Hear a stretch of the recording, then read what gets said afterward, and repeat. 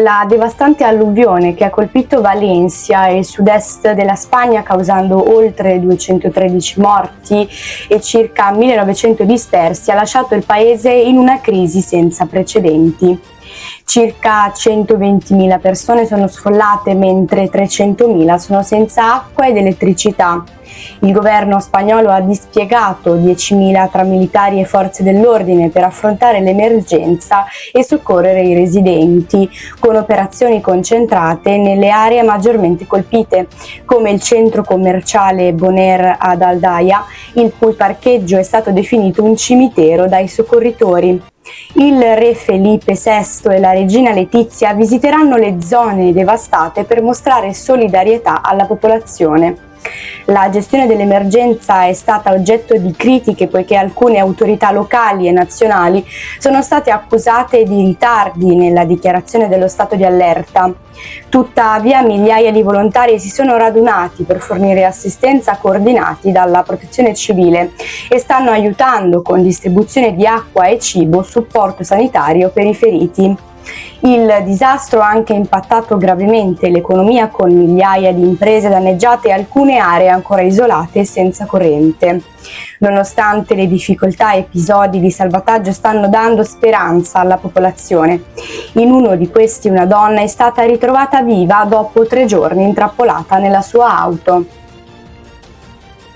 L'inchiesta della Direzione Distrettuale Antimafia di Milano ha rivelato una rete di cyberspie coinvolte nel progetto Safe Harbor, che sfruttava una società a schermo per coprire attività di dossieraggio e vendita di dati sensibili.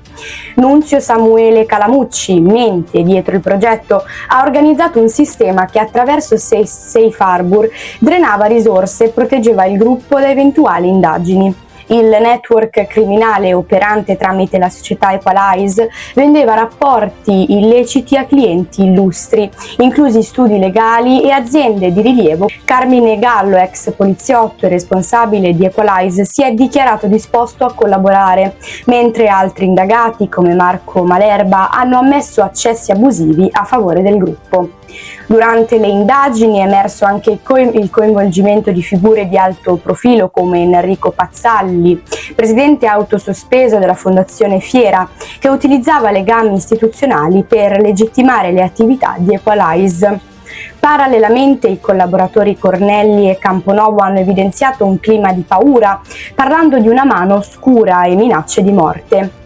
Il ministro dell'Interno Matteo Piantedosi ha commentato l'impatto del caso sulla sicurezza nazionale e sui rischi che questo tipo di attività rappresenta per la democrazia. La Procura continua a indagare sui temi tra Equalize e una rete denominata Squadra Fiore, che coinvolgerebbe anche ex membri dei servizi segreti. Santo Romano, 19 anni, è stato ucciso in una piazza di San Sebastiano al Vesuvio, comune vicino a Napoli, in una sparatoria scaturita da una lite tra ragazzi, in cui un altro giovane è rimasto ferito. L'assurdità della vicenda ruota attorno a una motivazione apparentemente banale. La lite avrebbe avuto origine da un piede calpestato e da una scarpa sporcata. Il giovane incensurato, portiere della squadra Micri, nutriva il sogno di diventare calciatore e giocava nel campionato di eccellenza. Sul profilo social della sua squadra è stato pubblicato un messaggio commosso, una notizia che ti scuote e ti travolge come se fossimo stati catapultati in un incubo. La morte di Santo ha infatti sconvolto la comunità locale, che ora si interroga sulla violenza crescente tra i giovani. Il presunto omicida, un ragazzo di 17 anni, è stato immediatamente fermato e interrogato dai carabinieri, che lo hanno accusato di omicidio e di tentato omicidio. Le immagini delle telecamere di videosorveglianza della zona acquisite dalle autorità potrebbero svolgere un ruolo cruciale nel ricostruire gli esatti momenti dell'aggressione della sparatoria. Secondo le prime ricostruzioni, Santo potrebbe non essere stato coinvolto direttamente nella lite che ha portato all'esplosione dei colpi di pistola. Era intervenuto per placare gli animi e cercare di fermare la situazione. Sembra addirittura che si fosse offerto di pulire personalmente la scarpa sporcata del ragazzo con cui si era avviata la discussione, nel tentativo di evitare che la situazione degenerasse. L'episodio è avvenuto in una zona centrale del paese, punto di ritrovo per i giovani della zona vesuviana, una delle aree più frequentate dall'Interland napoletano. Giuseppe Panico, sindaco di San Sebastiano al Vesuvio, ha commentato il tragico evento affermando che simili episodi potrebbero verificarsi ovunque. Tuttavia ha ribadito che un intervento più incisivo è necessario, soprattutto in aree in cui si concentra la presenza giovanile. Il prefetto ha convocato un incontro per discutere delle misure di sicurezza e di ordine pubblico previsto per domani presso il comune. Durante questo incontro si cercherà di capire se il luogo dell'omicidio e altre zone vicine richiedono maggiore vigilanza da parte delle forze dell'ordine. La tragedia di Santo Romano si inserisce in un contesto di violenza che ha colpito più volte i giovani di Napoli. L'omicidio di Santo purtroppo è solo l'ultimo di una serie di eventi simili. Solo pochi giorni fa il quindicenne Emanuele Tufano è stato freddato su Centralissimo Corso Umberto a Napoli mentre si trovava su uno scooter. All'inizio dell'anno Francesco Pio Maimone, un altro giovane napoletano, è stato ucciso a Margellina in una lite nata anch'essa da una scarpa sporcata accidentalmente. In agosto un altro giovane, il musicista Giovan Battista Cutolo, è stato colpito a morte in piazza Municipio.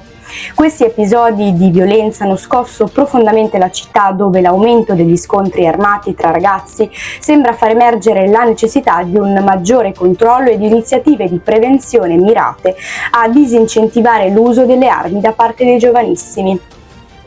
Don Mimmo Battaglia, arcivescovo di Napoli, ha commentato con grande sofferenza questo ennesimo caso di sangue, lanciando un appello alla comunità e alle autorità locali. Bisogna disarmare Napoli, bisogna disarmare i nostri territori, bisogna deporre le armi, fa male. C'è una tristezza impressionante in tutto questo, ma non dobbiamo rassegnarci, non sarà la violenza a vincere. Il messaggio dell'arcivescovo sottolinea l'urgenza di trovare una soluzione a una problematica che ormai caratterizza le strade della città, in cui l'uso delle armi è diventato un pericolo concreto per la gioventù.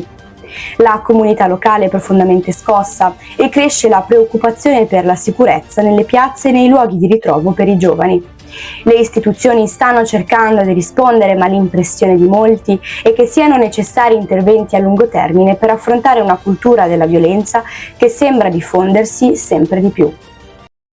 Il leader supremo iraniano Ayatollah Khamenei ha minacciato una risposta schiacciante contro gli Stati Uniti e Israele per eventuali aggressioni contro l'Iran e i suoi alleati, tra cui Hezbollah, Hamas e gli Houthi dello Yemen.